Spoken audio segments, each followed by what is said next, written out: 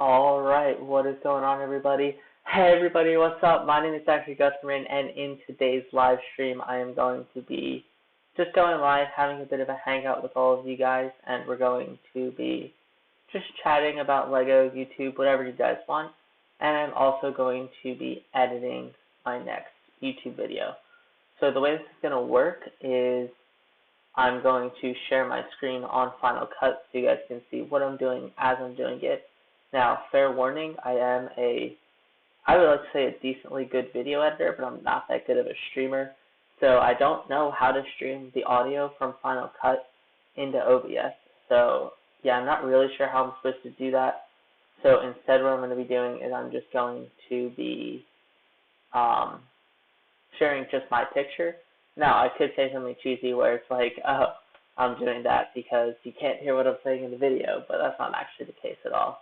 I just don't really know what I'm doing with that. So yeah, that's the plan for tonight. I think it should be pretty fun. I've got a bit of a two-monitor setup. So I've got an iPad that's basically on the table next to me with the stream playing, so I can read the live chat as it's going. And then I'm going to have my main computer where I'm going to be, just doing the actual editing. I usually have the chat on this because it'll give me real time from YouTube, but I need to be able to see my whole screen to be editing. So the chat's probably going to be a little bit delayed, but the way it's going to work, like I mentioned, just type in questions or whatever, and I can jump in and out of the editing really to go from there. So without further ado, everyone, let's begin.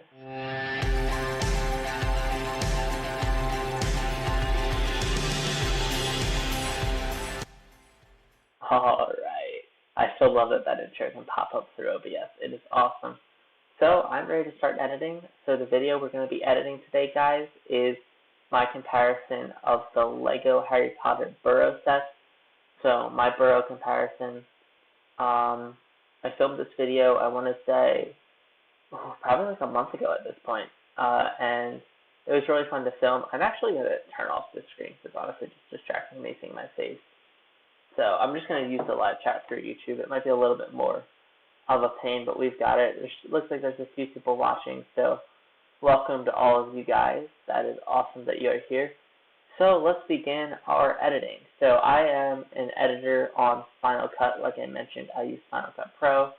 So let's dive on into Final Cut Pro right here. So here we are. We're going to be doing this. I don't really know where I can put the live chat on my screen here.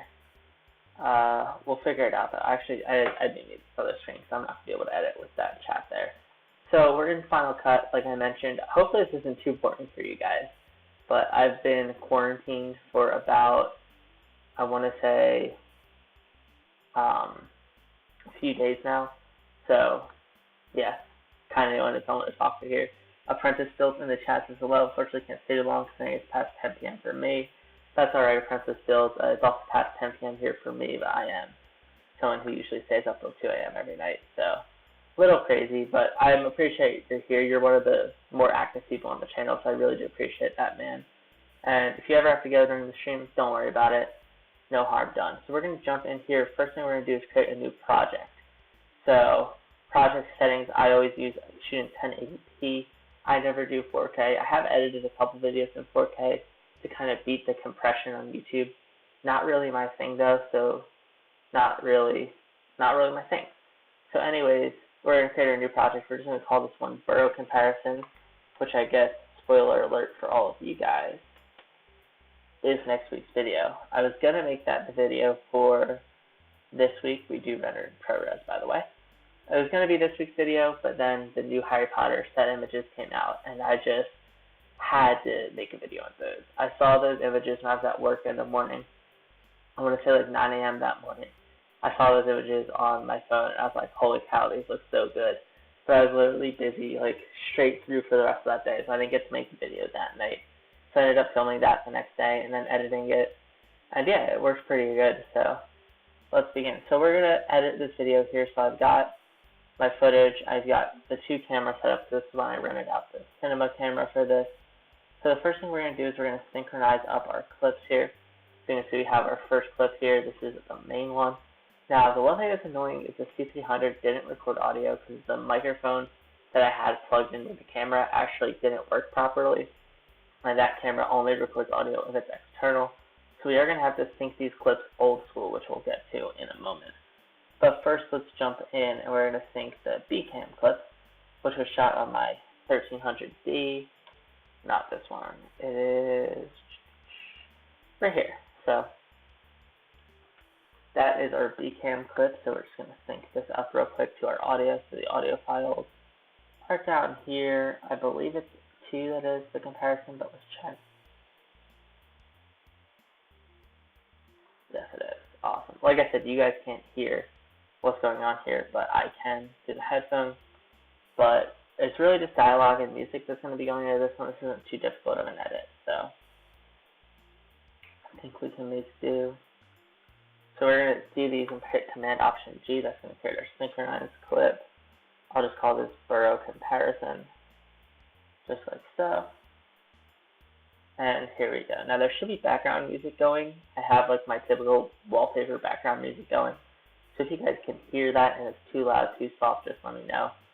But here we go. So now we have our synchronized clip here. And we just want to check this, make sure it lines up with my voice. Again, I'll be able to hear it, you guys won't. So let's check this out.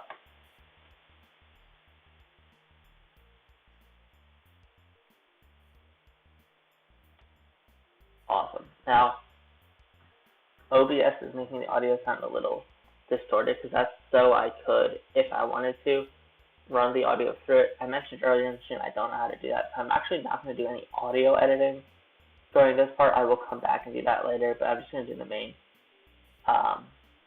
construction of the edit, if you will. It looks like we got a few people watching, so what's up, guys? So we got to sync this up to our other clip, and the way we're going to do this is we're going to make a multi-cam clip. But since we don't have audio to line it up, we're actually going to do a multi-cam clip based off the markers in Final Cut. So what I'm going to do here is I'm going to go here and you see I fix my hair frame by frame, then I'm going to clap. And the reason you clap when you're doing this is so it lines up the audio. Even how right now you can see I'm wearing a microphone, you clap and then that syncs them up. In the chat, Josh Bright says, hey, I had an idea for the new Chamber of Secrets set. Do you think they could use Robin's old hairpiece for Tom Riddle and its black wavy comb over to improve the design? What's your thoughts? Robin's hairpiece. I mean, yeah, I think they totally could. I honestly don't remember what Tom's hairpiece looks like off the top of my head. But yeah, I think that definitely could work. Josh, I think I remember you. Were you the one from the other chat that we were talking about Harry Potter ideas for a while? I'm interested to hear your thoughts on the sets as a whole. But yeah, I think definitely you could always improve the sets. I thought Tom Riddle's minifig looked so good though, so I don't know if I'd actually change his. Mainly just because his minifigure, I don't know, when I saw it in the pictures, I thought it looked pretty perfect. But definitely a black wavy comb over would be perfect for that minifig. So yeah, I think that could work, honestly. Pretty cool. Yeah, 100%. Thanks for joining the chat, Josh. I appreciate that. So I'm going to try to monitor both the chat and here.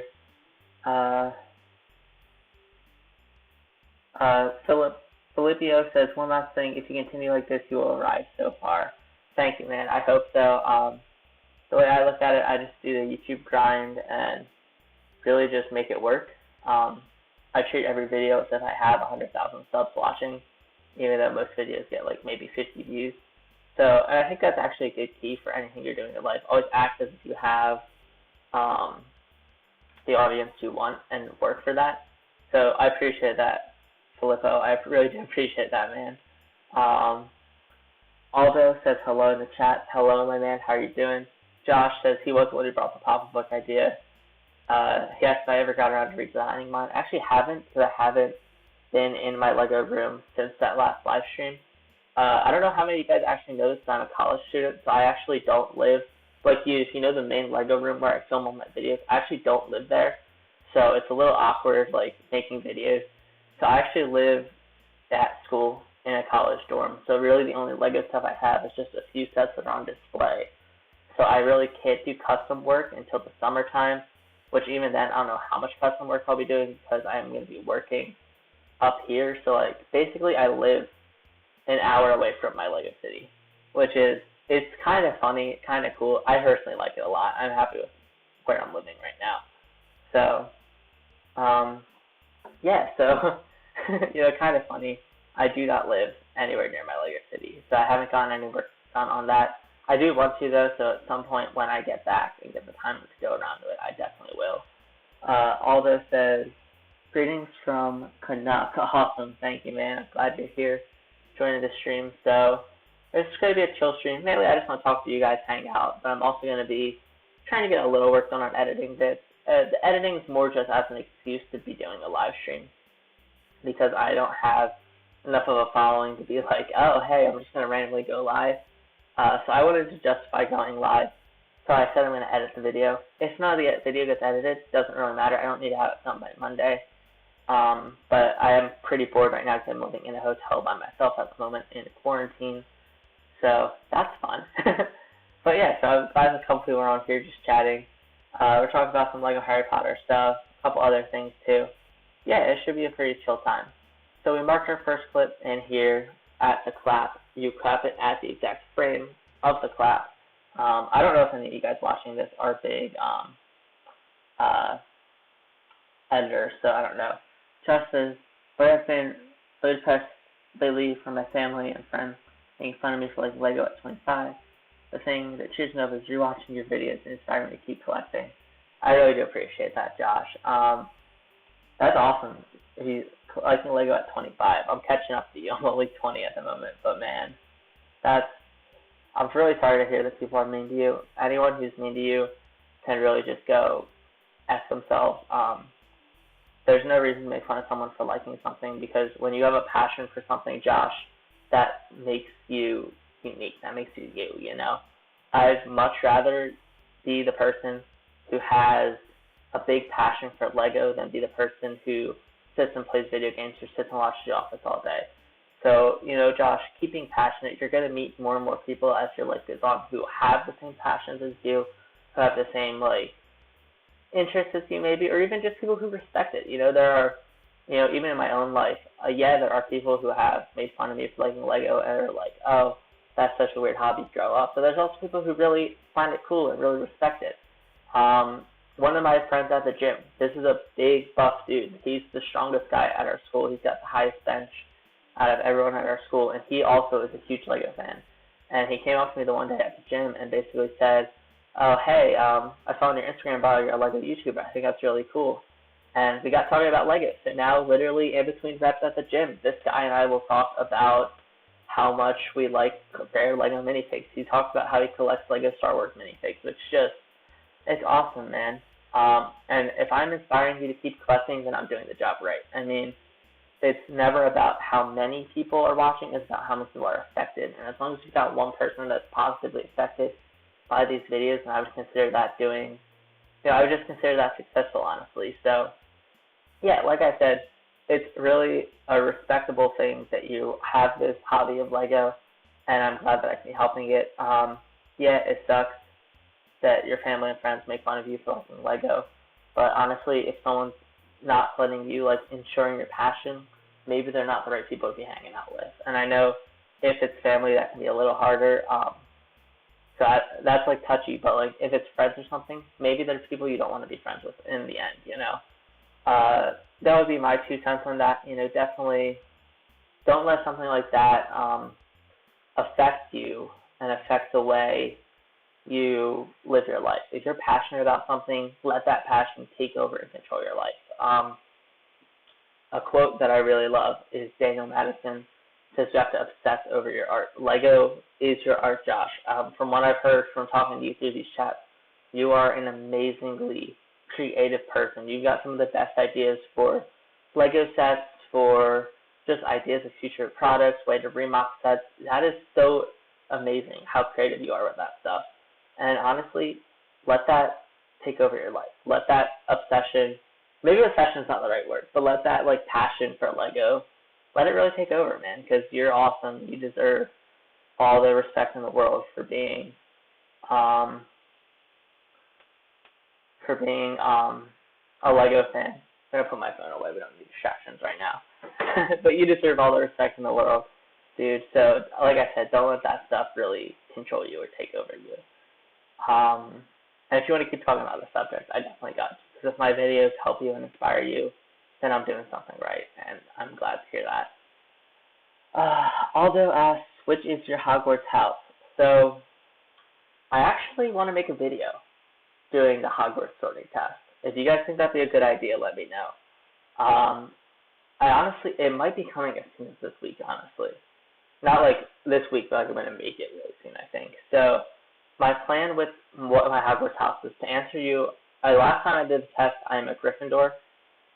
Usually I get results between either Gryffindor or Hufflepuff.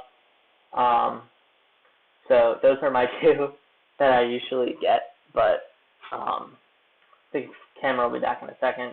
Mirrorless camera, so that's to refresh the mirror. But those are my two houses. I am going to do a sorting house video, though, because I know a lot of you guys are Harry Potter fans, so that's the plan. Apprentice Build asks, what kind of music do you enjoy the most? Alright, so I personally like rap music.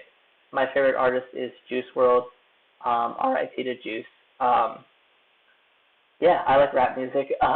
Juice WRLD, people like Post Malone, Uzi, Lil Nas even. I'm sure that's, I don't know how many other Lego fans like it. I like to think of the Simpsons meme, where it's like me listening to songs about drugs on my way to my 9 to 5. That's basically me listening to songs about drugs when I'm building a Lego set. But yeah, I listen to rap music. That's my main genre. Obviously, if you're a little kid, I wouldn't listen to that till you get a little older. But I think you guys are. I think I've seen some of your videos, Apprentice Builds. You seem like you're an older teen/adult fan. So yeah, that's the kind of music I like. What kind of music do you guys like? Let me know in the chat.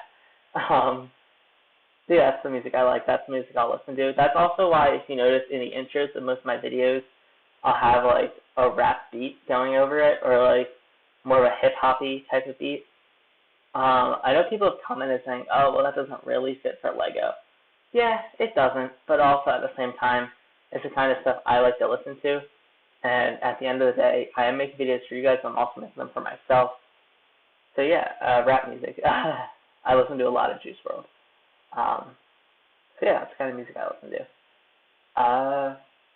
Yeah, so I guess we can jump back in to editing, unless you guys have any more questions here. Pretty interesting topics. We talk about, passion, we talk about Hogwarts houses, and we talk about music. Apprentice Build says he likes rock music. Rock's pretty good. I will be honest, I do listen to pretty much any genre except country. That's just not my jam, but rock music's pretty good. What's your favorite rock band?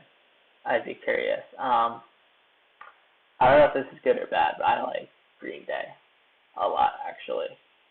So, if I had to pick a rock band, that'd be who I'd pick. Josh says, I recently bought the old Lego Diagon Alley set for $275 at my local flea market. Is that a good price? The Gringotts build is beautiful. If you have the set, what's your favorite part? Josh, not gonna lie, I'm a little jealous there, man. I don't have that set. That's the only set I missed out on. If you ask me, I think $275 is probably a really good price for that set, honestly. Because I want to say it retailed for like $100 back in 2011. And if we put in for inflation or things like that, I think that's honestly not a bad price at all for that set. You said you got it at a local flea market. That's a pretty good flea market if you're finding that kind of a Lego set. Yeah, that's awesome, dude. What was my favorite part of the set? Like I said, I don't have the set, but I definitely really like Ollivanders just from the pictures of that, but I think the whole set looks good. One thing I do like about that set that I actually wish the new Diagon Alley did is I wish they included a vanishing cabinet, because there is one, I believe, in that set in the Borden and Burke's shop. Obviously, that shop didn't come with the new Diagon Alley, but like if they make more Diagon Alley add-ons, I think definitely a vanishing cabinet is a must, because then you can play like the connection between the shop and Hogwarts. So yeah, that's honestly pretty cool. A huge find for you though, man. That's awesome. Really glad you found that. Like I said, $275, probably a good steal for that set, not gonna lie. So good for you, my man. Aldo says he's a Gryffindor too. Awesome. Gryffindors rule the world, man. How about your wand and Patronus? What would they be? To be honest, I don't know. I've never figured out my wand or my Patronus. So maybe if I end up doing a video, which I probably will, taking the house quiz, maybe I'll do wands and Patronuses as well. But yeah, for being honest, I just never tried that. I never took those tests. I'm guessing they're just on Pottermore, if I'm not mistaken. Because Pottermore is kind of the go-to for those. I know there's also another website. I forget what it's called. There's also another website that does really good Harry Potter quizzes. I forget what it was though.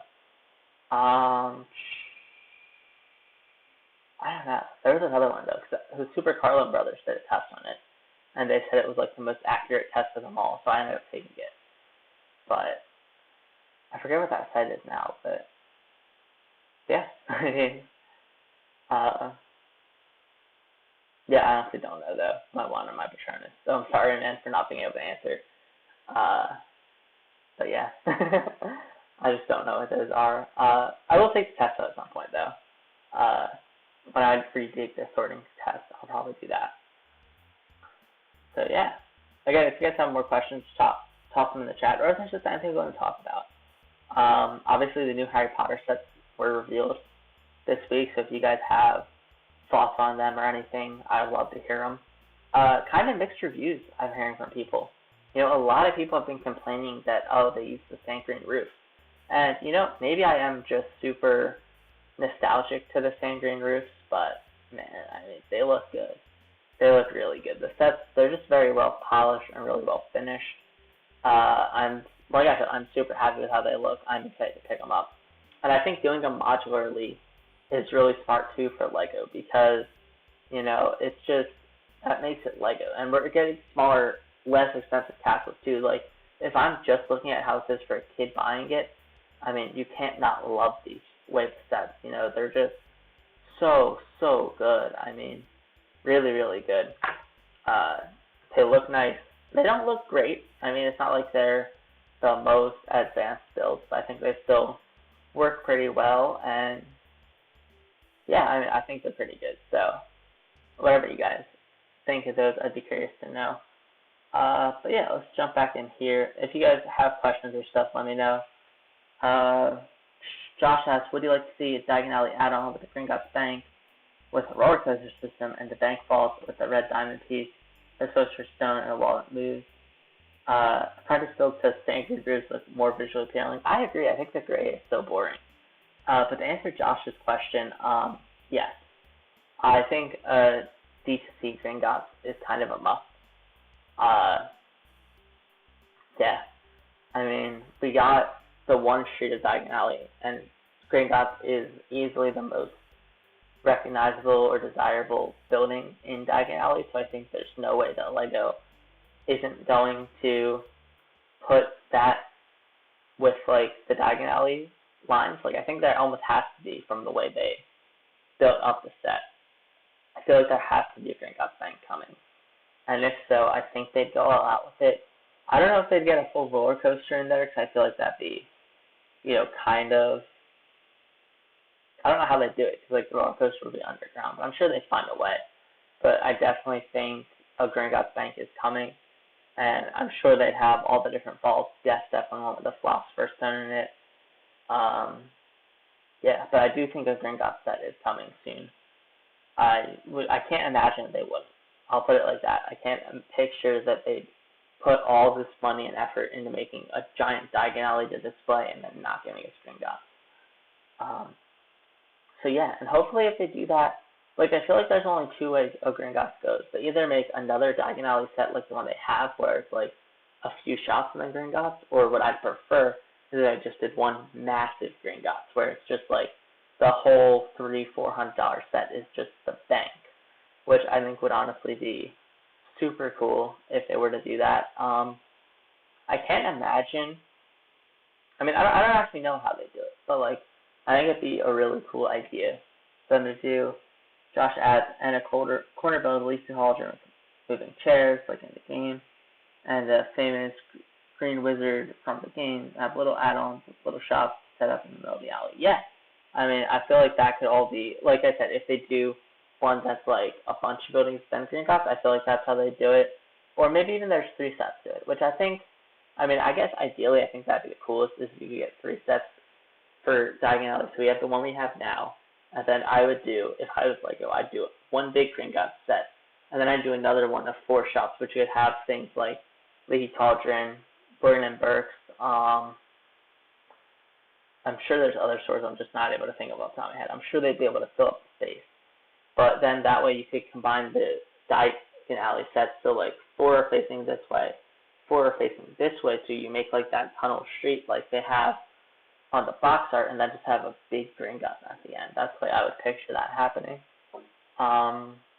Yeah, that's the way I would picture it happening, for sure.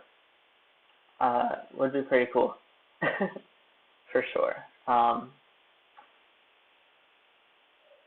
But yeah, definitely would be cool. As for the wall that moves, I'm assuming you're talking about, when you mentioned wall that moves, I'm assuming you're talking about the one Hagrid hits to get into Diagon Alley.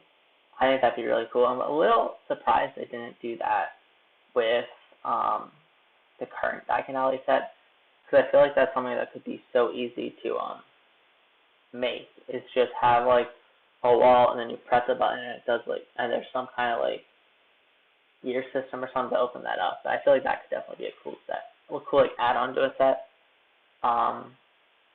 Probably wouldn't be the most visually appealing, but I think for a main Harry Potter fan, that'd be cool.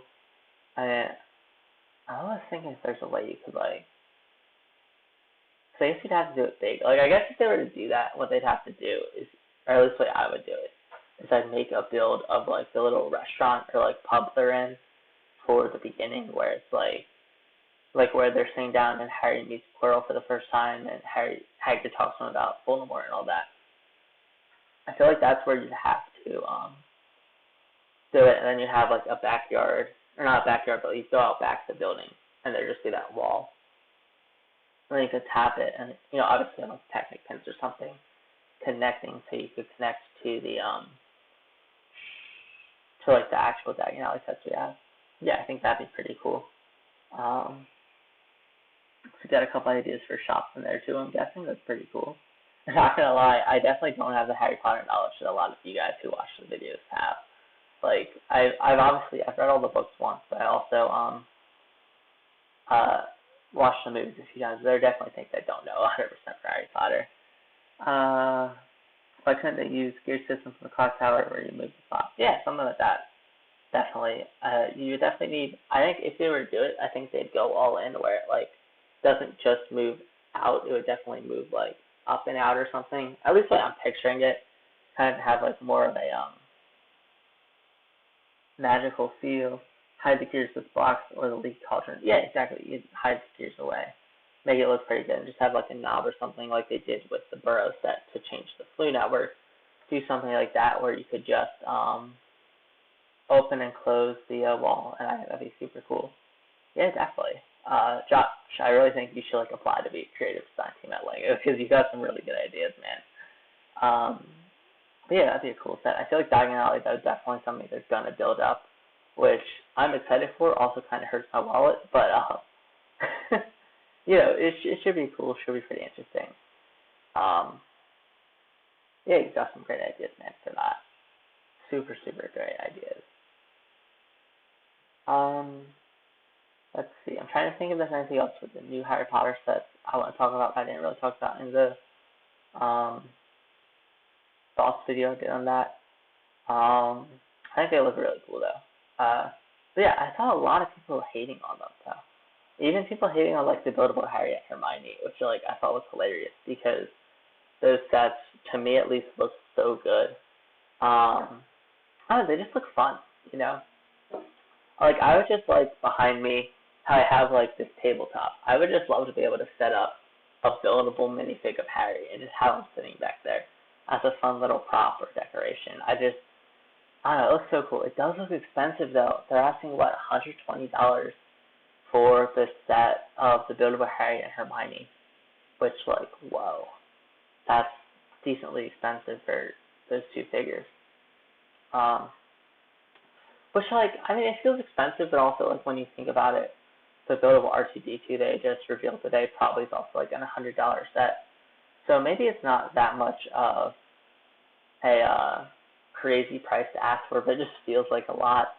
But you get too many figures there though, and it looks cool. I don't know if like LEGO hates Ron or just like if it's because most of the Harry Potter community is not big on Ron, but I'm fine with him not being included, honestly. Something interesting I saw, though, I want to say I saw this, did I see this in a YouTube comment, or did I see this on, like, Facebook? But on the box art for the new sets, I didn't notice this, but I think this is so funny, is on the box art for the new sets, they actually, they have the picture of Harry, Ron, and Hermione. They have, for Harry and Hermione, it's like older versions of them that Ron's still a kid. Actually, I wonder if I can pull it up on screen, because this is honestly, like, hysterical, the way they did this. I still have all his pictures on my hard drive. I'm going to pull them up. I'm sure you've seen them, Josh, but, like, it's so funny to look at when they do this. It's one of those things where it's like, just why did they do this? Where am I going here? I'm going into video files, Somerset. No, just here. I'm just going to drag this into OBS real quick. But if you look on, that's the back of the set. Hold up, never mind. We're doing this on the fly. So if you just look at the box art on one of these, if we look right here, check that out. It's an older Harry, an older Hermione, and then a young Ron. Because that, this version of Harry, the big version of him, I believe is from, I mean, maybe it's just Prisoner of Azkaban, but they definitely look older than Ron. But someone said that on a post somewhere. I just thought it was pretty funny. So yeah, there's just your random Harry Potter fun facts of the day. Maybe it's just a dorky picture of Ron, but they do Ron a little dirty on the set. Josh in the chat says, if they make a Lego Malfoy Manor, I would love to see a flick system for chandelier and the long table. Please make Malfoy's walking stick with a dungeon with steps up to the living room. Yeah, definitely. I think we talked about Malfoy Manor the last time I did one of these live streams, but if they were to do a Lego Malfoy Manor, I feel like they definitely, they definitely build it up like as kind of, I want to almost picture it as being like the haunted house set from Lego Monster Fighters, even though I feel like that, I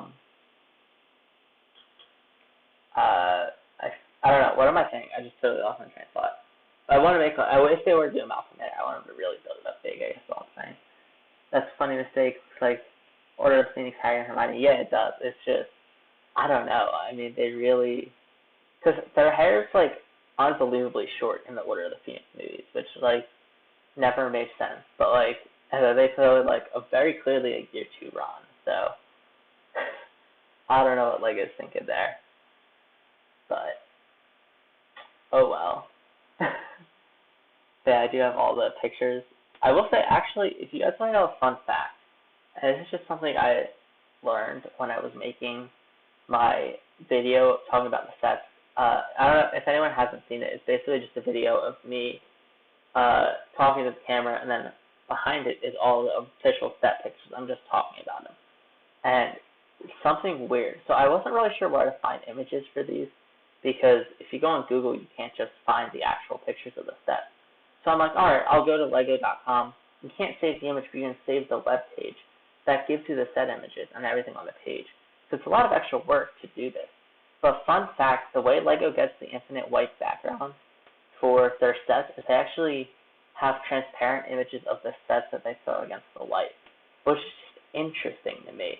I feel like that's so much extra work that I need to do. I don't know. It feels like a lot of extra work. So, like, if anyone's not that big on, like, how technology works, a transparent background means it looks white if it's against the white. It's, like, basically means there's no background. So if this image right here was transparent, if I was to copy and paste an image of my face, you'd only get my face and not the background. And then, like, whatever background's behind me you could plop on, kind of like a green screen, actually. But that's how Lego does their official set images. And they have, like, literally just a set and its shadow as an image, which is just so weird to me. I don't know why Lego does that. So that's just your fun fact of the day from behind the scenes of me making that video.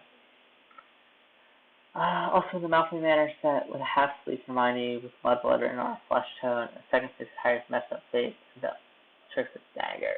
Yeah. That'd be super cool, a half-sleeve Hermione with mudblood written on her. I don't know if they'd be able to do that. Obviously, Lego's printed on arms, no problem. They do like sleeves. I don't know if that's like considered too much of like a slur or whatever for them to do. Probably not. But Mudblood would be super cool if they did that. They definitely have to include Bellatrix Dagger and for sure Dobby, so you could get stabbed. Rest in peace to Dobby. And Harry's messed up face. Yeah, definitely. All really great ideas for that set if they were to do it. Speaking of Lego face prints, actually, the face prints they use on Harry and Ron for the Polyjuice set, the one in the bathroom, I think they look insanely good. I'm sure you've seen those pictures, but I don't know, those face prints look so good. Almost makes me want to buy 2 of that set so I can have Crabbe and Goyle permanently for my Harry Potter display, but also just have those 2 very cool faces for Harry and Ron. That seriously is, though, in my opinion, the best set of the new wave is the it's the Polyjuice Potion steak set. Even the cat just looks so accurate to what they actually like do for Hermione in the movies. I don't know, just however they did it, they really did an insanely good job with that set. I think it looks awesome. It's probably only going to be a cheap set too, so awesome. And I'm really hyped because this set's come out June 1st in the United States, or at least from what I've read, that's when they come out. So I'm definitely going to be all over those day one. I don't know, I feel like there definitely is, like, with doing Lego YouTube stuff, because everyone makes reviews, and I guess, in a sense, all, like, the land drama with, like, Ryan and Justin leaving, that definitely helps small channels out, because then it's, like, you can, like, set the same day those guys do, but then you also have, like, that insane pressure of getting the video out. So, like, I don't know, I might really jump on to the idea of buying those sets early, day one, building the heck out of them, making a video on them right away. But also part of me doesn't want to, because then, like, I want to enjoy the set, because, like, when I'm building a Lego set, I'll, like, put in music, or I'll put in a podcast, and just vibe out, spend, like, literally my whole day working on one set. So, I don't know if I'm going to rush to make those videos, or if they're just going to come out as they happen. If I'm looking at the set from a business standpoint, then yes, I should definitely be rushing to get videos out, because I want to build up a channel, but at the same time, got to do it for myself. Josh is also buying 2 sets so we can get the Slytherin soon. A smart man, probably going to end up doing the same thing, like I said. He knows where you can pre-order them now. Yeah, I've seen that you can pre-order them. You can pre-order a couple of them on Lego.com, and then Savvy also has a few for pre-order. Personally, I'm not a big pre-order guy. My plan, at least, is just go to Target the morning of and purchase them, mainly because the way I'm pretty sure that with pre-orders, if I pre-order it, that just means I'm on the list, and that means I get one, and then on June 1st when they come out, they're going to ship them. But, you know, some of us are impatient with Lego sets. I don't know, I've thought about it. I also don't necessarily have the money to be pre-ordering Lego sets right now, because I do have a couple other decent-sized purchases that I'm going to be making in somewhat near future. But yeah, pre-ordering them, definitely an option. I don't know. I honestly don't know. So I guess you guys can let me know as well. But should I take the time to enjoy the sets, or should I really go hardcore into making like videos on them when I get them? I mean, I'm almost certainly not going to be able to do like what professional YouTubers do, where it's like they buy the set, they build them, they upload the same day. But I don't know, I've been considering, am I going to do a really fast pace for those videos, or am I going to go slow? Because I'm, of course, trying to build up a channel here. Like I said, numbers don't matter, but it will be cool to build up a bit, because Harry Potter Wave is, like, my time to shine in the LEGO YouTube community, if you will. Because, like, as soon as the sets come out, I know there's some people asking me to see the updated display. And thank God they come out in June, because then I'll actually be able to make videos on the display, because I'll be back with the LEGO City for a little bit. So, should be excited. Just going to Target when they open. I'll be at the door to get the Chamber of Secrets in the bathroom, and Fluffy and hopefully Hogsmeade. Right on, man. I remember when the Clock Tower and all those sets came out, I did the same thing.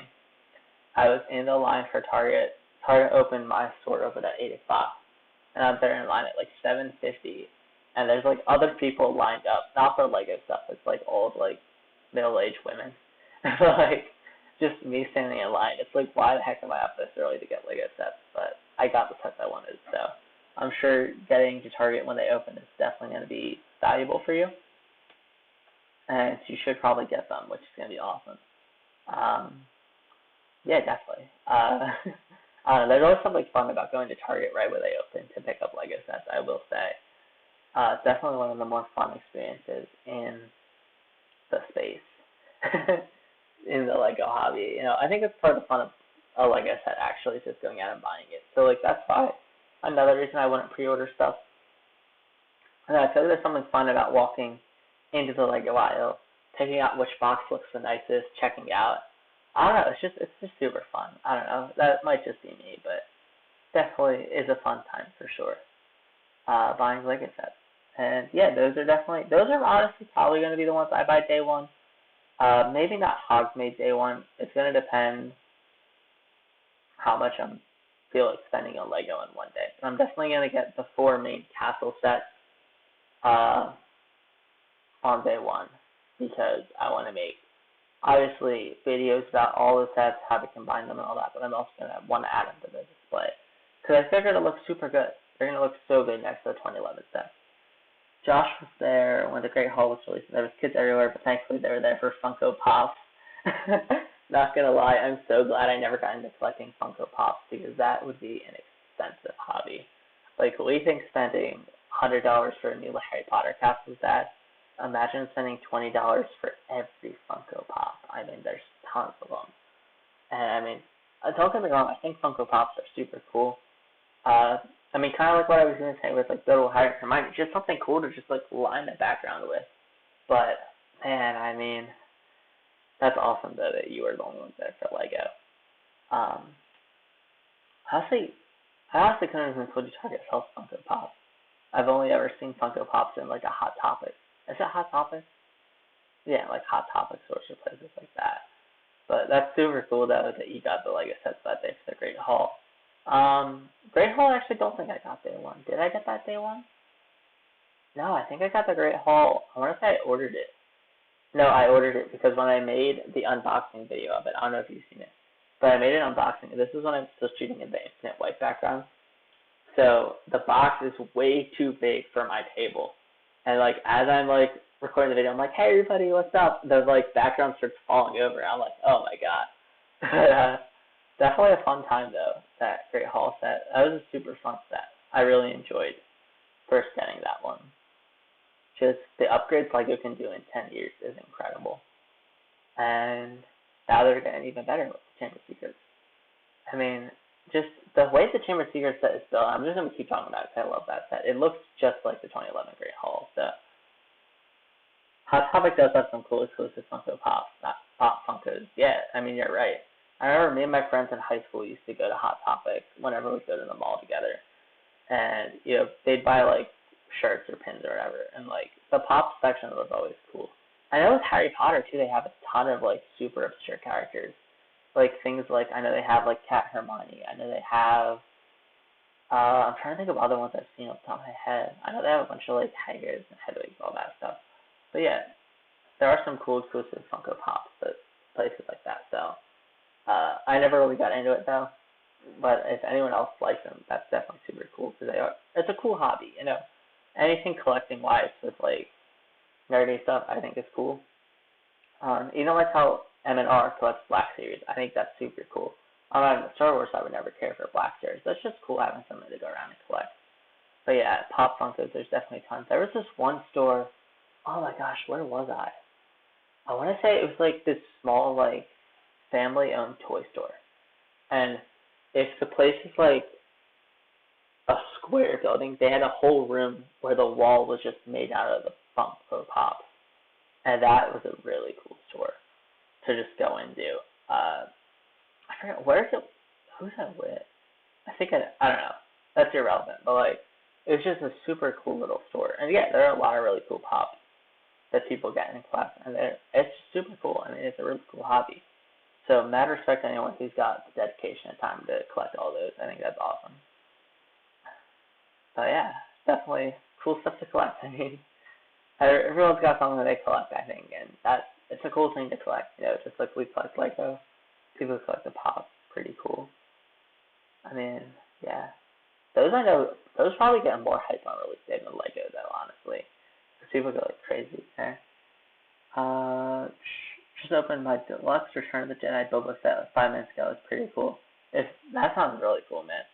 Deluxe Black Series Boba Fett. That's awesome. I really only know Black Series from watching Ryan's videos on YouTube, but they look super good, man. Like, as far as action figures go, I think those are generally some of the coolest looking action figures. And I just recently actually got into watching Star Wars. One of my friends, actually genuinely one of my best friends, got me into watching Star Wars, but I hadn't seen all of them. And just, it's a really cool franchise. And seeing the Black Series stuff that people collect, so cool, man. I mean, they look super good. If there was anything like that for Harry Potter, which I'm sure there is, I would consider collecting, honestly, because Black Series stuff looks super awesome. And Boba Fett's one of the more awesome characters in Star Wars. I like him a lot. That's awesome, though, man. That's awesome. Sounds like you've got quite the collection. I don't know if you post videos on your channel, Josh, but I feel like you've got a really cool collection of just, you know, Lego. I mean, you say you got Black Series stuff. It sounds like you've got a really cool collection of just, like, collectible things, if that makes sense. That's really awesome, dude. Very, very cool. All right.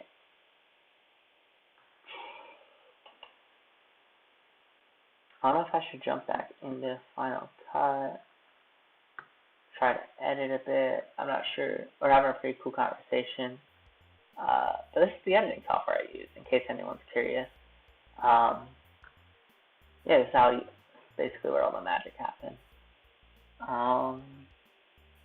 Yeah, mods are probably not going to end too much tonight because we're having a pretty cool conversation in the chat, which honestly I think is more important than editing, especially because I'm literally staying in this room for the next, at least until the 28th. So I'll have plenty of time to just grind out videos. YouTube's definitely keeping me sane right now, to say the least, because I don't know what I'd do if I didn't have something to be working on. I kept busy the past few days, honestly. I edited like a promotional video for a nonprofit that I was doing. I edited that video yesterday, and then today I made some finishing touches on a short film. It's like a Renaissance medieval sword fighting film that I did editing, sound design, and coloring on. So I worked on that today, and now that's honestly the main bulk of my work I had to do for the next week. So pretty much the rest of the time, pretty much all getting dedicated to both Lego stuff, and I also have a magic show coming up on the 29th, which I'm praying I can still do. So definitely a lot of YouTube stuff. I'll probably get most of my editing done there. Such a weird freeze frame of just my face clapping at the camera that's on. That's really funny. Josh is very nervous to post a video, has some mental disabilities, anxiety keys, stuff like that. Could be judged for something I can't control, so my mom said it would be best if you didn't. You know what? That's respectful, man. Obviously, like, I think your collection sounds cool, but never feel pressured to, like, make something unless you're comfortable with it. I know stuff like that. I mean, I can't really speak from any experience here, but I understand that stuff, even anxiety, yeah, that's something that it's not for everybody putting themselves out there, and I respect that. I totally respect that. I know Mark Rober actually just made a really powerful video. I don't know how much YouTube you watch, but Mark Rober made a really powerful video where he basically introduced his son to YouTube, where his son, I believe he has autism, and he made a video just showing how awesome and special his son is, and just how much of a cool kid he is, and he seems like such an awesome guy. So, like, I know that's definitely a big, like, thing. I don't know, a big, like, hurdle to jump if that's something you wanted to do. Put yourself out there on the internet. It's definitely not for everybody, and I would 100% respect that decision of you not doing that. I think that honestly makes perfect sense. I was honestly in the same boat for a little bit. I mean, getting cut to the point where I was comfortable showing my face in the videos definitely takes a lot of, like, it definitely is a very nerve-wracking, anxious thing. But I can't even imagine the situation you're in, but you know, you do you. Just comment and watch other stuff. Make my own. Big fun collection hot toys or just a Hogwarts layout Black Series. Comment and watch other stuff. Watch other than make my own. But I do have a big Funko collection, Hot Toy Star Wars figs, a Lego Hogwarts display, and some Black Series. That sounds like a pretty good collection, man. Props to you. That sounds like a really awesome collection. And I'm glad you're building up that collection and enjoying it. Because I know you said earlier some people judge you for it. Don't let that stuff bother you, dude. That's not worth it. But yeah, I'm super glad that you got it. It sounds like a really awesome collection. And yeah, if it makes you happy, go for it, 100%. That sounds like a really cool collection. So it sounds like you're a big Harry Potter guy and a Star Wars guy. That's pretty awesome, dude. Some of the best franchises out there, you know. Gotta give. Obviously, Harry Potter, we both know, is awesome, but Star Wars is such an amazing franchise as well. Even though I'm not as big into it, I love the idea. Not like the idea of Star Wars, just like the world they've created, and how like what started as like pretty little movies by George Lucas turned into an empire of, you know, cinema storytelling. It's awesome the stuff they do. So it sounds like you have got a really awesome collection, dude. So props to you. That's awesome, man. Super, super cool stuff. That sounds like an awesome collection.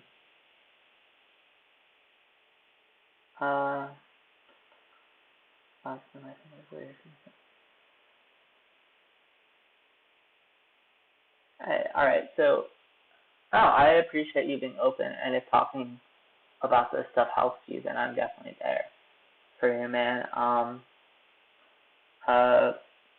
definitely glad you feel safe here in the live stream, because that's obviously, you know, awesome that you feel like I'm someone you can talk to as a fellow collector, Lego fan, whatever. You say you're just scared to be me. Definitely don't. I mean, obviously, always be yourself. Because deep down, you're gonna know who you are and who you want to be. And what kind of things you enjoy. So if you enjoy Star Wars collecting, if you enjoy Lego collecting, just honestly live it to the fullest. I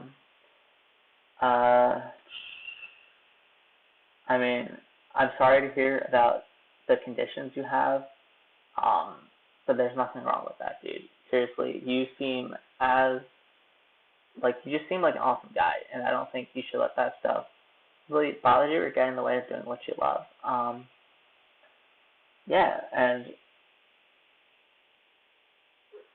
mean, just, you know, always be yourself, man. Whatever you're passionate about, really let those passions be something that you know, enjoy and live to the fullest. Because at the end of the day, we only get one shot at life, so live it to the fullest. Do what makes you happy. And it sounds like you are. It sounds like you've got an amazing collection of stuff and an amazing, you know, just build up of the hobbies that you love. So it sounds like you're doing great, man, in that aspect. And I really hope that everything's good with that. Yeah, dude, but you never have to be afraid to be yourself, I guess. I mean, I don't know. Obviously, I don't know the situation you're in that well, and I've never experienced anything like that, but I mean, I have a lot of respect for you, man, seriously. I mean, I'm just the guy here who's filming myself with my Lego collection, but it sounds like you've got not only a cooler collection, but also just a lot of stuff going on, and I'm glad to hear that that it seems like you're going to be all right. Don't worry about what people think, though. I mean, you say people might think you're weird. There's nothing wrong with being a little different, if that makes sense. And when you worry about what people think, that's just going to slow you down from doing what you enjoy doing. So, or being who you are, even. But I mean, again, if people think you're weird, they're probably just wrong. I think they're just straight up wrong, you know, if they don't understand the full situation or anything. But I mean, just from chatting with you through the past live stream, man, you seem like an amazing person, super fun guy, and I think you've got I think just keep doing what you're doing. Keep doing what you love, man. I mean, yeah, I don't really know what else to say about that. Don't apologize for getting personal, though. I mean, you know, obviously it is still the internet, but like, you know, hey, I mean, I'm definitely here to talk to you guys. You support me by watching the videos and leaving comments or like, you know, chatting in live streams. So if my videos can help you, then I'm all for that. So yeah, I mean, that's pretty much that. Yeah, man, that's definitely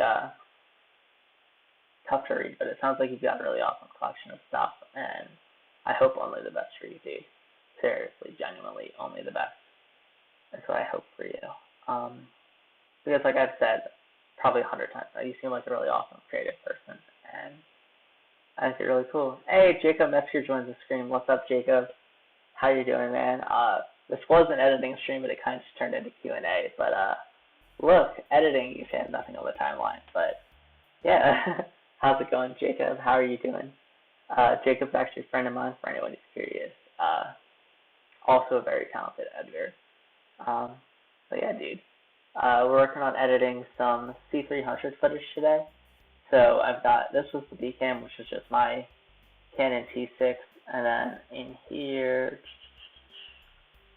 these are all the stuff shot in the beautiful Canon log of the T6 right here. So, like I said, I really haven't gotten any much like editing work done. But yeah, Jacob says he misses me. I miss you too, man.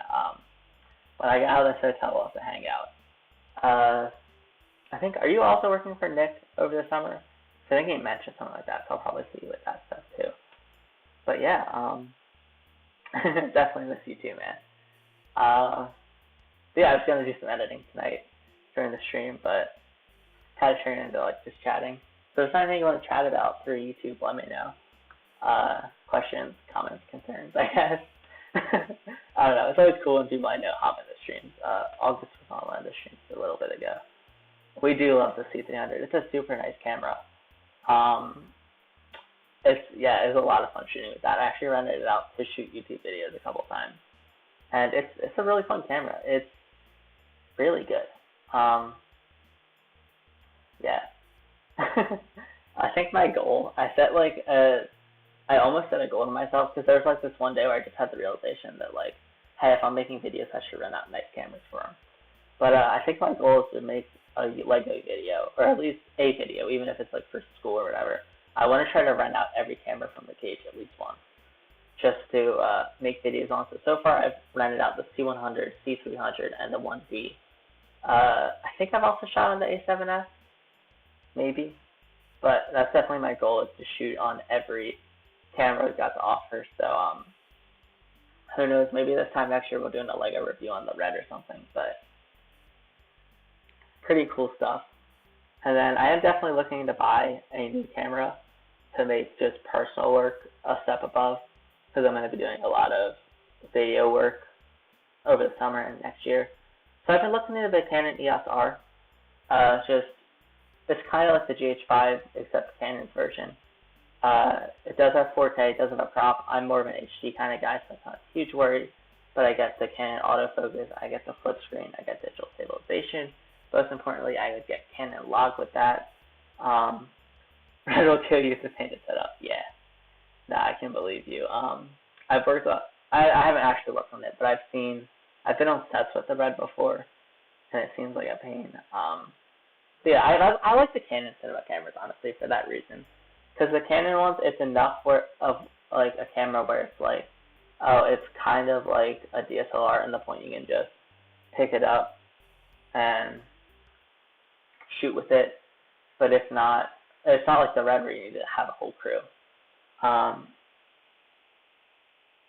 is pretty good too for specs. Overheating is better. I know it doesn't overheat as much, but also, I don't know, I watched a couple reviews of the R6 though, and I don't know, the color, it seems very like orange tinted on the colors, which obviously like you can fix that in editing, but I don't know.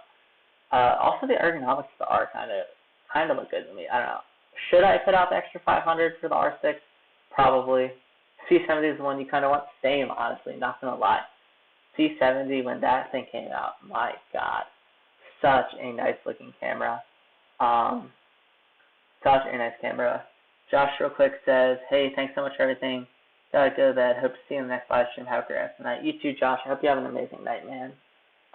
If you ever, hop on these again, I love chatting with you about Lego, other stuff. So hope you have a great night, dude. You are an amazing person, and don't let people tell you otherwise. So have a great night, Josh. Back to Jacob talking about the C70, though. Yeah, such a nice camera. I definitely want to try to get that for our cage. Because I think it'd be like, it's honestly like, if I was to buy a cinema camera, that's the camera I'd buy. I think the only thing that really holds me off from wanting to buy it, I don't even know. It's like, it's so good, but man, it looks good for sure. I'm not in the market to buy a cinema camera, though. I don't have that kind of money. But C70 is a beast of a camera from what it looks like. So many nice specs for that camera. Really awesome. Sorry, Chen said the camera talk. No, it's all good, man. I'm literally just bored, so I hopped on a live stream for YouTube. So, all good.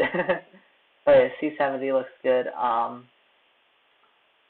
Yeah, I'm trying to think other cameras. I know the rumored R3. Canon's been talking about that one, which sounds interesting. It looks like basically a 1D body, but in a mirrorless camera. So I think that could be an interesting camera. Is that getting revealed in the summer, or is that? I don't know if it's the R3 or if it's the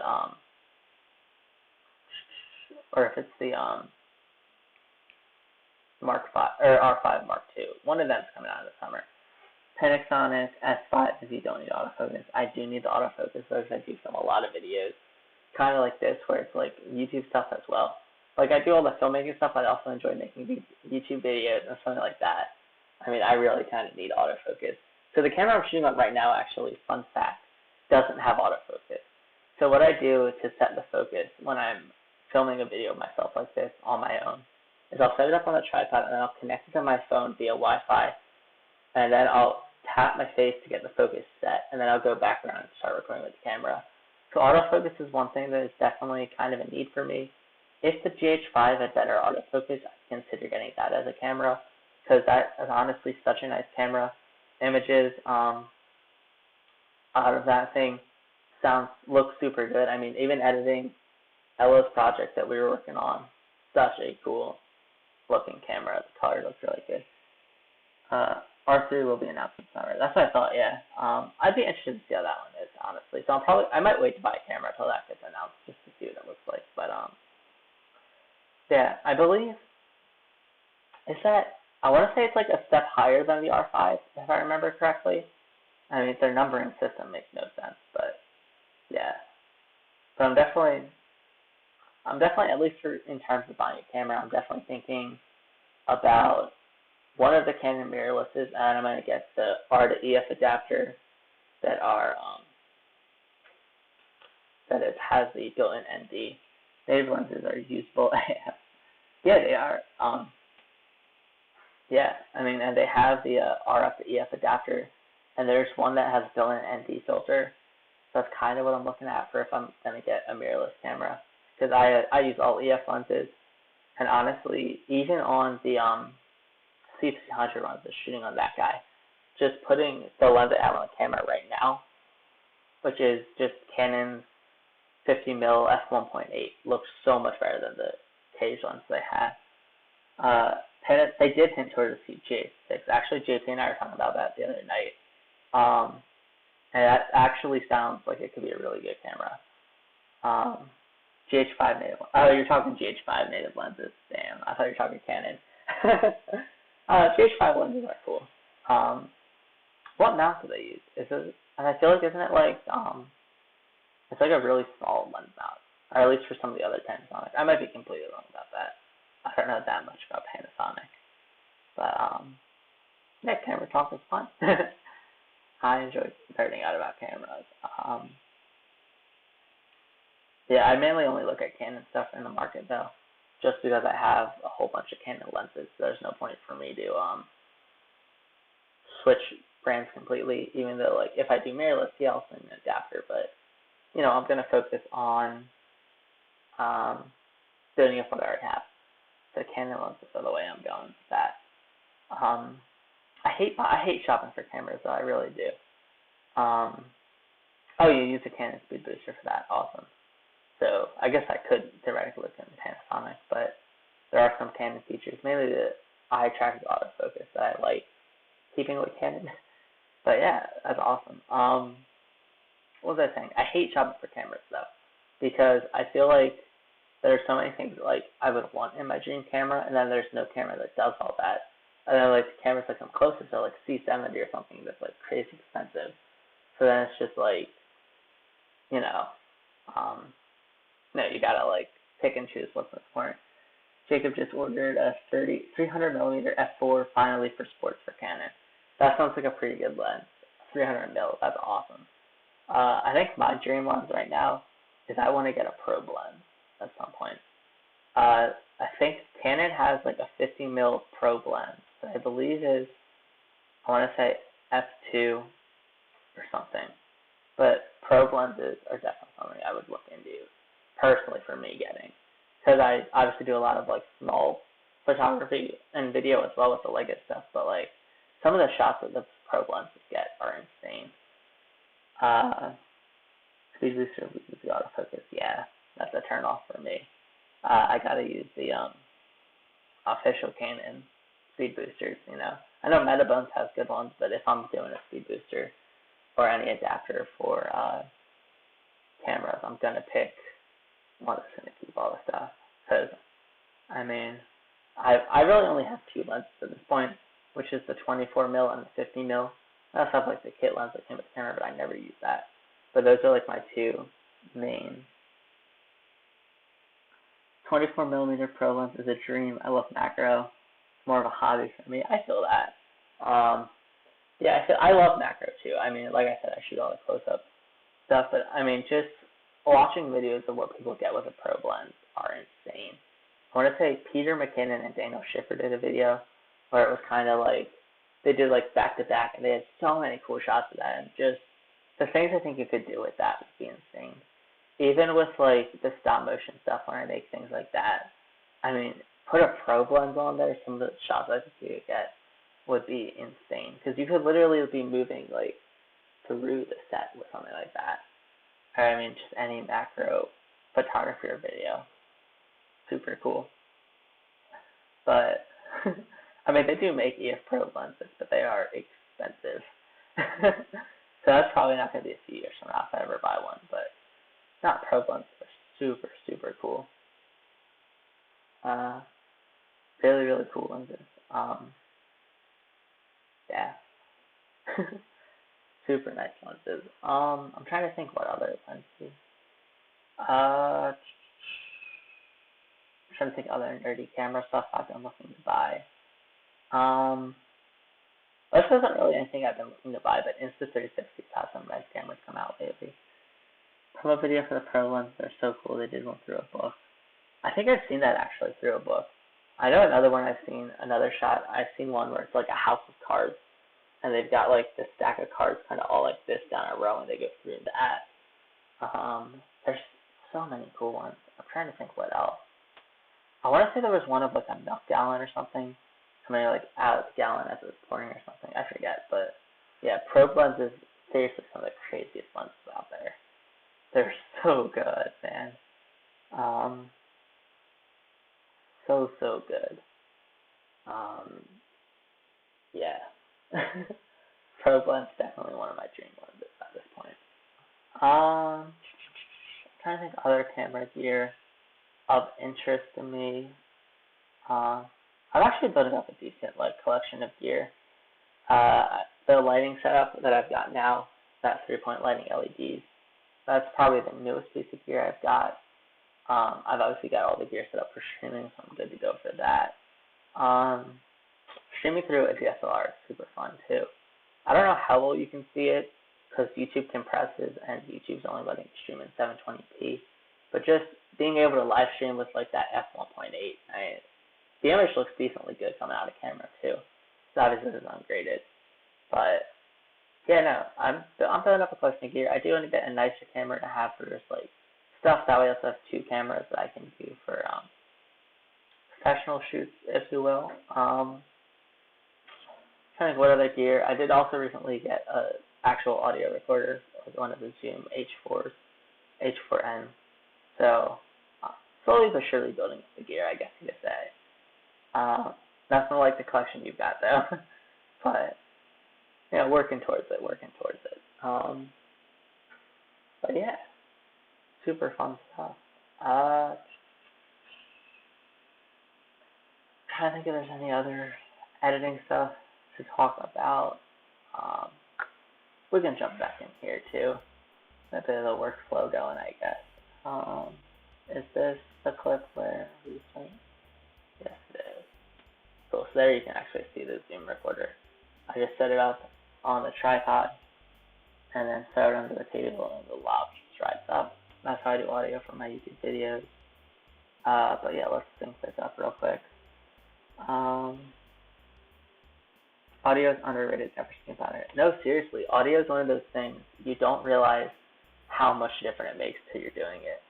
I've actually recently got into editing my audio for videos. So the way I do audio for filmmaking, YouTube videos, interviews, anything like that, is I record my audio super low. Like on the Zoom, I'll record it at like 5 out of 100. Like I'll record it super low, and then I come into post, and I guess I could actually show you what I do. So I throw the audio in here. This is actually the Kill Me Zig audio as the main timeline, but whatever. But we throw the audio in, you can press it, and then we go into EQ. And the key I've found for super crisp audio when we go into the EQ is we come in here, and as I'm playing my clip, you take each one of these, you raise it up, make it super small, and then you'll actually hear where the bad frequencies are. So like you'll hear like this little like high pitched like almost like a pinging noise, and then wherever that is, I lower it. I don't know. I've been going crazy with editing audio recently. It's one of those things I've just never known how to do properly. So actually being able to do it recently has been so good. Parametric equalizer of your restaurant. Yeah, I throw EQ on all the time. Get super nitty gritty into making that stuff sound as good as possible. Then of course I compress the audio. I throw the limiter on. But yeah, it's one of those things. Getting good audio, you don't realize how much it affects the video until you actually do it. Even Matty Apoya's videos, like his audio is always super crisp the way he edits his audio. But yeah, audio editing definitely something important. Even with these live streams, I got the lav plugged in for the live stream, and it's making the audio hopefully decent. I think there's supposed to be background music, or when I'm in Final Cut, there's also background music, but a low pass will sell the effect. I haven't actually worked with this, but I'll definitely try that too. The low pass filter. I know I did it. I want to say I used it on Trinity Time. I might be wrong about that, but SFX always let them. Yeah, 100%. I wonder if I could go into my timeline for the new. I think you're the only one on the stream, so I might actually do that. But if we go into the timeline for this one, where am I going here? Oh, I'm not even on screen. Actually, that might be better. No, but I went crazy with my editing here. I'm going to cover up the timeline just because I don't know if she's entering a festival, which is probably going a little crazy. But if we come in here, my timeline, I went crazy with the audio editing for that film. I actually just finished it. What am I doing? I actually just finished it recently. But in case you're curious, I've been layering SFX a lot for that film and just building it up. I also, with the sword fighting, I panned each one of those swoosh sounds. So I did like I obviously have the sound of the swords clinking, but I also have the sound of like when they go like this, it like whooshes. So each one of those I panned too. Yeah, lots and lots of sound built up there. Super crazy stuff with that. I don't know how well you can see that, but lots of sound built up. This is actually the timeline that I used in the thumbnail too, of like the stuff that's behind me. It's just sections from that. Another thing I did that I've recently been doing that I learned that I really like is if you like editing the music to the film instead of editing the film to the music. So if we look here at like our audio tracks, I've got it, you know, all cut up. And the reason for this is actually, it just makes like, it goes with the beat of the film, if that makes sense. So then that way I'm not like rushing to cut the picture to the beat. I'm cutting the beat to the picture. It looks heavenly, I know. Even got all of the color codes for the different roles, but yeah. That's a basic timeline for, that's just sound editing too. Pictures all up here. But yeah, I mean, that's the setup I use for that. And like I said, I finished editing that actually today, so pretty cool stuff. I enjoy editing. I like having all of this stuff in tracks. And I definitely, one thing I do like about Final Cut is it's not like, I'm not based down by tracks. So like here, like I have like sound effects but not dialogue in this spot. And like I'm not like, I don't know, it's just like the way they do this with the tracks, I personally like. But I'm also a Final Cut writer guy, so. But that's basically like a timeline I would use. But yeah, pretty fun stuff. Retiming songs to practice, you get your count. Get your counts of 8 good. Yeah, exactly. Once you know, like, that's the way to do it, but the way to make it sound like legit, it works really good. I also fade in and out. I like kind of layer it, so like it's gonna be a little hard to see, but like it comes in over the last one, and I have just a bit of a, not quite an S fade, but just to keep it going like that, to keep it, you know, just like have that smoothness to it, I guess. But yeah, I mean, this was a super fun one to do though. Job you're looking into is Final Cut. Oh, let's go. I will happily help reteach you if you want. That's awesome. I'm actually very curious what job this is because, I mean, not that I've seriously been looking into jobs yet, but I've not seen many Final Cut jobs, but I like Final Cut. I think I want to make a full documentary at some point. Seriously getting into comparing the two. But yeah, if you need help relearning it, I got you. I'd like to say I know it decently well, but it's a great program. It really is. I mean, I understand why people like Premiere, and there's a lot of things Premiere does that obviously, not that Final Cut lacks that, but it definitely doesn't do as strongly. You know, especially with collaborative work, you know, just the cloud-based system and the way you can collaborate between different people in Premiere is definitely really good, but I mean, I like using Final Cut. I think it's a little more intuitive, a little, I don't know. Scott McKenna, he's on YouTube as well. I'll like have to write down that name because I'd be interested to hear or to look into that. But yeah, I mean, I think Final Cut's definitely still up there. A lot of people don't, but I think it's a good program. I'm also very biased, but Scott McKenna, I'll definitely look him. I know you use After Effects too much. After Effects, you can't go wrong with After Effects. The integration between the two programs is insanely good. I think honestly one of the main reasons Premiere is still top of the line is because of After Effects, but I'm not going to throw too much shade on Premiere here on this live stream. But no, I don't blame you. Definitely don't blame you. Definitely effects isn't my strong suit at all. I'm definitely more on the coloring and I guess now sound design realms, but not so much visual effects. But definitely something I'll look into eventually at some point down the line. If I get enough free time on my hands, I suppose. But yeah, super cool stuff though. Editing's fun though.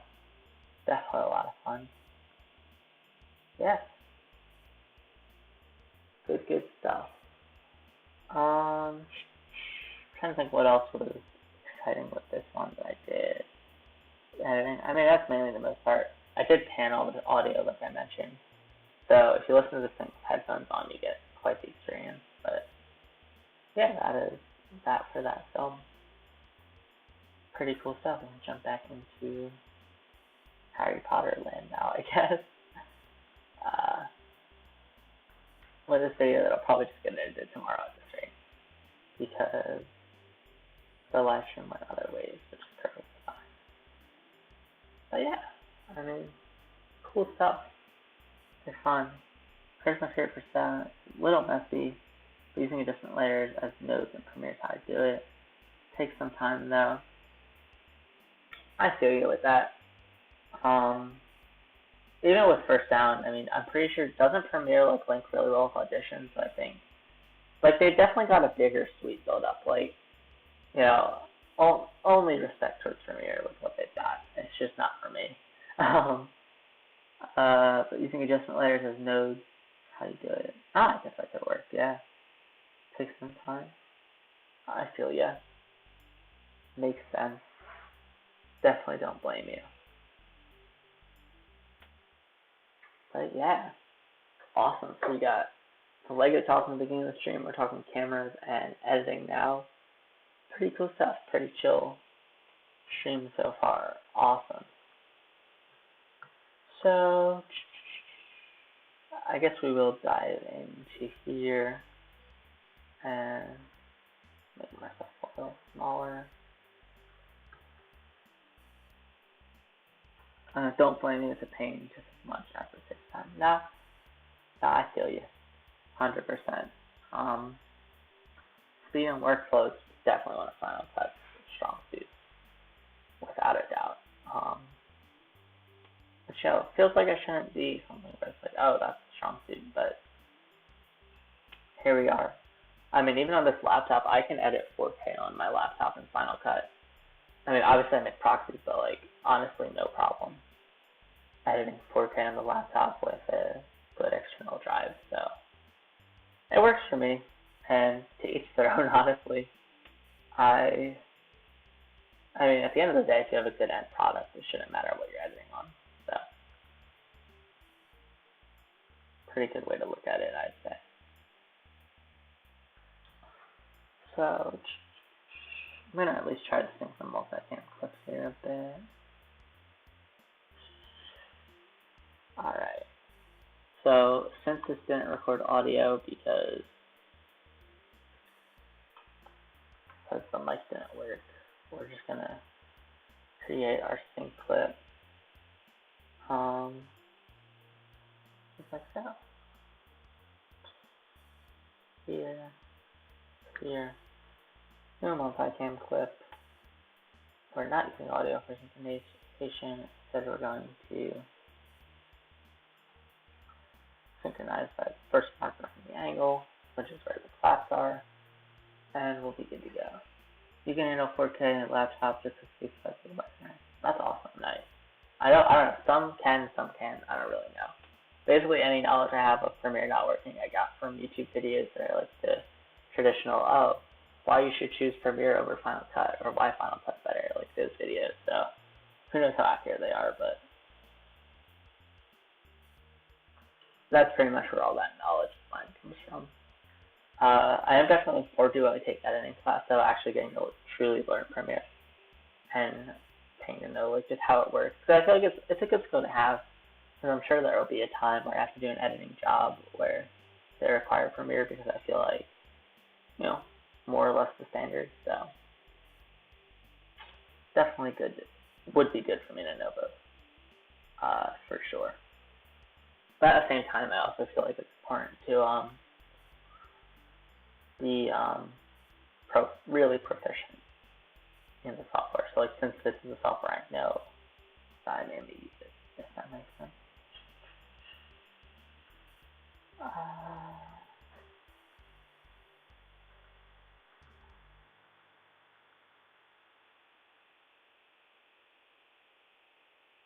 Just they take an M1 with the 4K. Yeah, I know. AFOL did their event yesterday where they revealed all the new products, and they've got like colorful Macs coming out and everything. Pretty crazy stuff. I don't know if it was like a good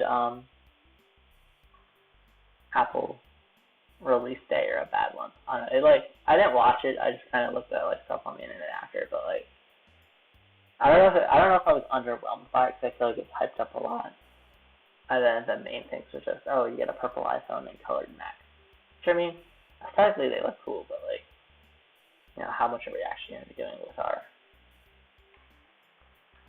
colorful Mac? But it's just me.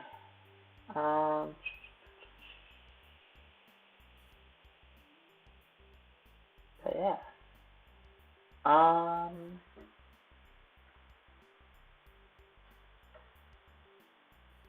Also don't know if I'm even gonna try to start editing this at this rate. It's getting a little late. I never really got enough I'm doing tomorrow, so I might just wait to edit this video. Then, but it did streamline into more of a Q&A thing, which is cool. But I still got the super dope thumbnail out of it, though. I don't know, that thumbnail for, that thumbnail I made yesterday for the stream. Pretty hype about it. But yeah. Cool stuff. Cool stuff.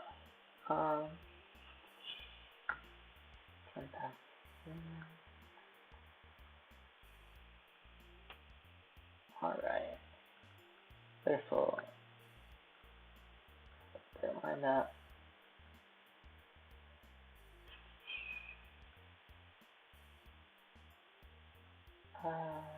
That's okay, but so I have to edit myself. Hope your editing session goes well. Alright, all good, Jacob. Enjoy the rest of your night, man. It was great having you come on and chat for a bit. Definitely always fun nerding out about cameras and editing and all that stuff. And yeah, hope your editing goes well.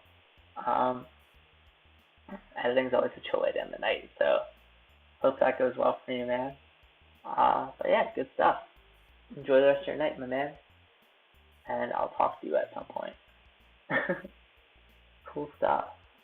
Awesome. This might not be the right place.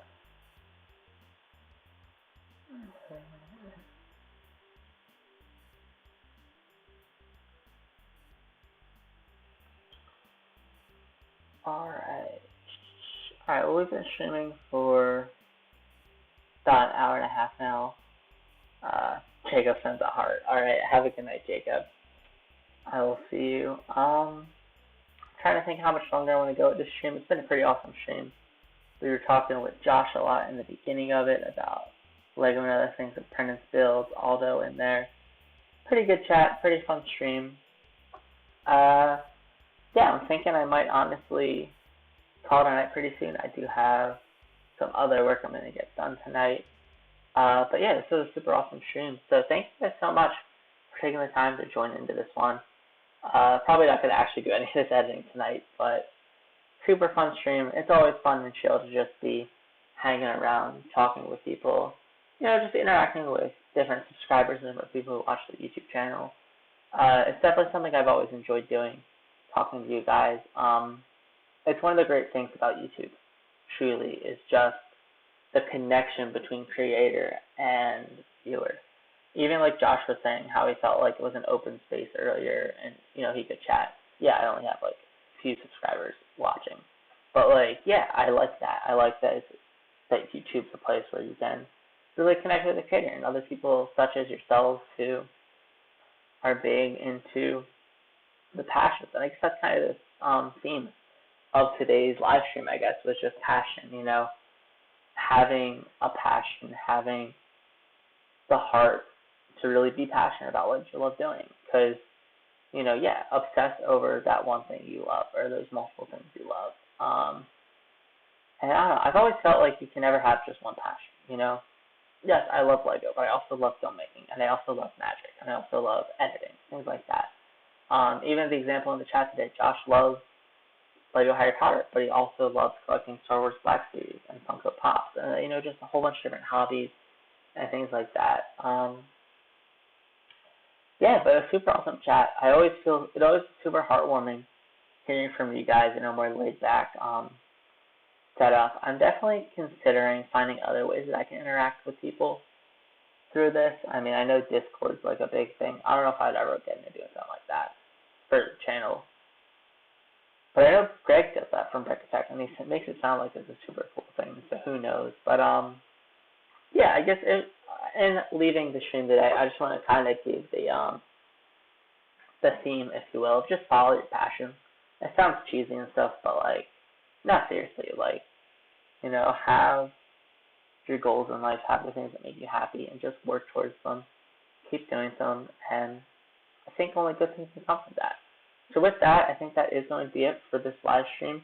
Hopefully those of you who watched it enjoyed it. I had a fun time just hanging out here, you know, getting to chat with some of you guys, really enjoying ourselves tonight. We were on for pretty much an hour and a half, so not too bad. My voice is definitely getting tired for talking for this long. But yeah, so that's really going to be it for this live stream. Thank you guys so much for taking the time to watch it. I really do appreciate that. Moral of the story, when you're editing, you get nothing done. I mean, I don't know. I wasn't really expecting to get that much done, but I think this is definitely a super fun time. I feel like being a Lego channel, I feel like doing an editing video wasn't going to be that good anyways, but all good. I think I might end up doing another live stream sometime soon, and if I do another one, it's definitely going to be at a different time, and it might just stay up crazy late till like 4 a.m. and then live stream so that, you know, people on the other side of the world can watch. Because I know there were some people who said you had to go to bed. I don't even know what place in the world this is the best time to live stream for, because like where I'm at, it's like basically midnight at this point. And so anyone on the East Coast, chances are you're not staying up that late to watch a YouTube live stream. So I guess unless you're in like Cali, where it's like what 8 o'clock at night, maybe that is even still decently late for YouTube live stream. I don't know. Anyways, live stream only in time. That is going to be it for the stream, though. Thank you guys so much for hopping out, talking to me on it. I always enjoy talking to you guys, kind of rambling at this point. But yeah, that is going to be it for this video, though. Thank you all so much for watching, and I'll talk to you all again in my Harry Potter Burrow comparison, which will be the next video. That's going to be it. Talk to you all again in that video.